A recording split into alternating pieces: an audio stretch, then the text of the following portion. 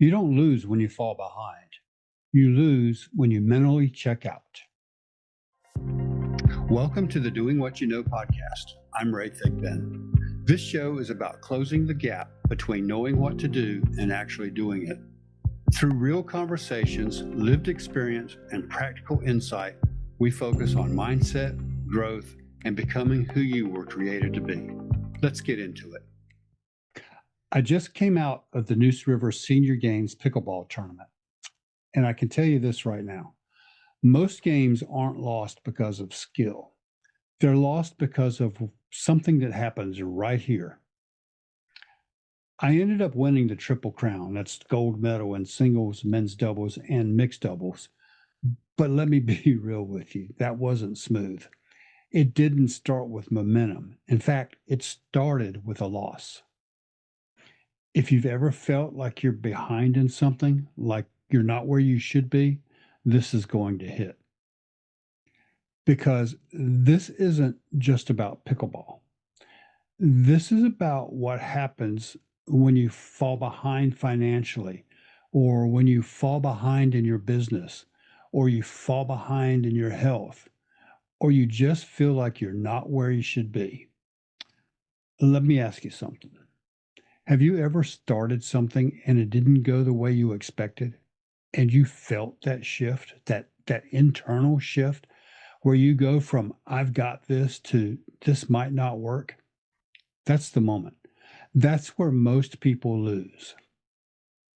Monday was mixed doubles. The very first game we lost. Now, I want you to think about that. The first game of the tournament. You've been preparing, you've been thinking about it, you're ready to go, and now you're behind. We were down early, and in doubles, that's even more dangerous because it's not just your mindset, it's your partner's too. You can feel it. You can feel when things start tightening up. You can feel when people start pressing. This right here, this was during that match, and we weren't playing our game. Let me ask you something. When you get behind like that, what do? Do you stay in it, or do you start forcing things? Because most people do this. They try to catch up all at once, and that's how you lose faster. Momentum is mental. You're never out of it as much as you think unless you decide you are. And here's what most people don't realize. You don't lose when you're down. You lose when you change how you play. Now, think about that. You were doing something that got you there, and now because you're behind, you stop doing it.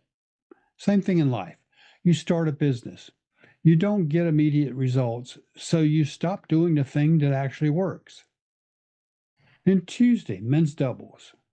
Now it's about response, not reaction, response. And there's a difference.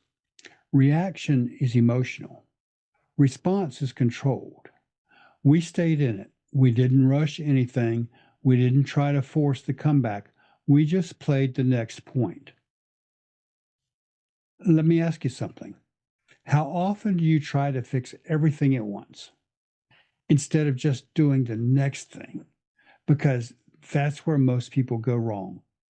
They're not losing because they can't do it. They're losing because they're trying to do too much at the same time. Wednesday was singles. Now it's just me. No partner, no buffer.